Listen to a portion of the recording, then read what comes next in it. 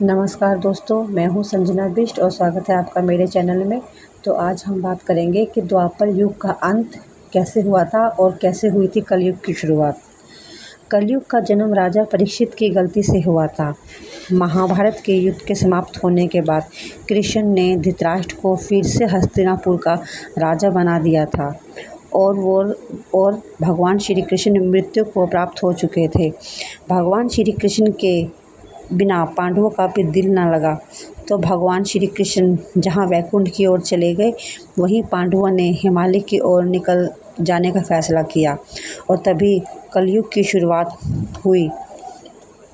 कहते हैं जब भगवान श्री कृष्ण ने मृत्यु से पहले सारी स्त्रियों की जिम्मेवारी अर्जुन को दे दी थी और जब पांचों पांडव स्त्रियों को लेकर जा रहे थे, तभी कुछ लोगों ने उन पर हमला किया और पांडवों के साथ युद्ध किया, जहां भीम इतना बलशाली होकर भी उनसे जीत ना सका। अर्जुन के बाणों ने भी काम करना बंद कर दिया था। योद्धा उनके ऊपर हावी हो रहे थे। तब पांडव समझ गए कि भगवान श्री कृष्ण के जाते ही उनकी भी सारी शक्तियां समाप्त हो गई है और कुछ दिनों बाद वे हिमालय की ओर निकल गए और तब हुआ द्वापर युग का अंत। वहाँ हस्तिनापुर में धृतराष्ट्र ने मृत्यु से पहले अर्जुन के पुत्र अभिमन्यु और उत्तरा के बेटे परीक्षित को हस्तिनापुर का राजपाट संभालने को दे दिया और कुछ समय बाद वहाँ पाप बढ़ने लगे और एक दिन नदी के किनारे गाय के रूप में धरती माता और बैल के रूप में धर्म आपस में दोनों बातचीत कर रहे थे और गाय रूपी पृथ्वी राज्य का भी यही हाल देखकर बहुत दुखी थी।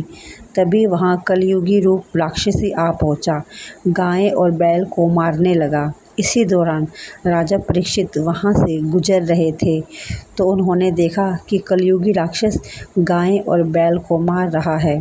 तभी राजा परीक्षित ने कल्कि राक्षस को मारने के लिए तलवार उठाई, तो कलयुगी ने बड़ी ही चालाकी से उसके सामने गिड़गिड़ाना शुरू कर दिया।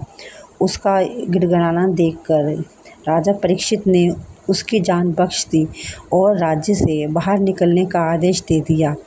लेकिन कल्कि रूप राक्षसी अपनी माया से अपनी शक्ति से राजा के स्वर्ण मुकुट में जा बैठा और तब से कलयुग की शुरुआत हुई।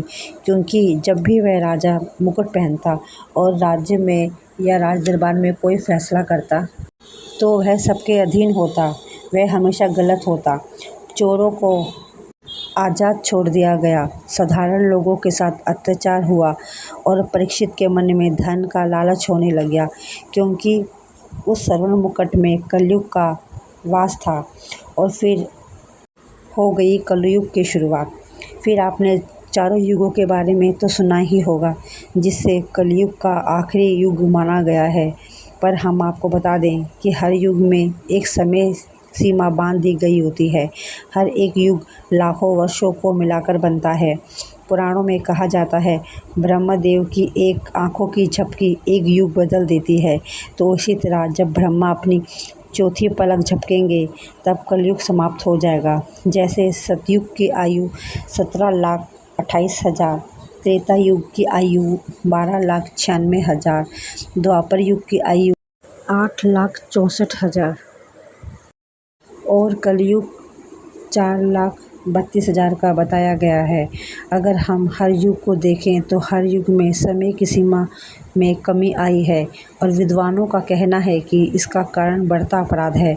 वैसे कलयुग खत्म होते में काफ़ी समय है, लगभग 51,190 तो अभी बीत चुके हैं।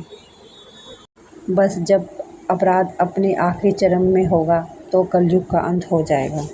आपको वीडियो अच्छी लगी हो तो प्लीज़ लाइक और सब्सक्राइब करना ना भूलें। धन्यवाद।